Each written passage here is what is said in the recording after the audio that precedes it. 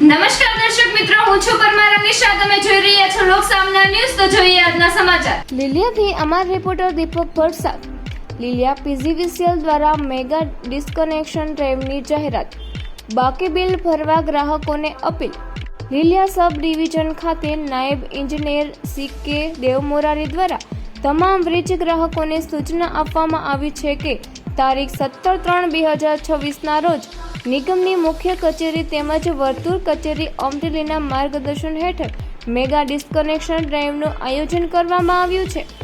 આ અભિયાન અંતર્ગત જે ગ્રાહકોના વીજ બિલના નાણાં બાકી છે તેઓએ તારીખ 17 માર્ચ 2026 સુધીમાં પોતાની બાકી બિલની રકમ અત્રેની કચેરી ખાતે અથવા ઓનલાઈન ભરપાઈ કરી દેવા વિનંતી કરવામાં આવી છે. જો નિર્ધારિત સમય મર્યાદા સુધી બિલની ભરપાઈ કરવામાં નહીં આવે તો આવા ગ્રાહકોના વીજ જોડાણ કાપી વીજ પુરવઠો બંધ કરવામાં આવશે. ત્યારબાદ ફરીથી વીજ પુરવઠો શરૂ કરવા માટે નિયમ મુજબ રીકનેક્શન ચાર્જ ભરવો પડશે.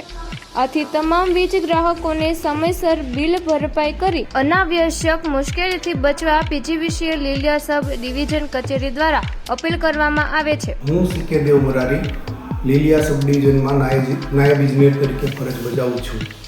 આથી તમામ માનવંતા વીજ ગ્રાહકોને અપીલ કરવામાં આવે છે કે આગામી તારીખ 17/3/26ના રોજ નિગમિત કચેરી દ્વારા અને વર્તુળ કચેરી અમરેલી દ્વારા મેગા ડિસ્કનેક્શન ડ્રાઈવનું આયોજન કરવામાં આવેલ છે.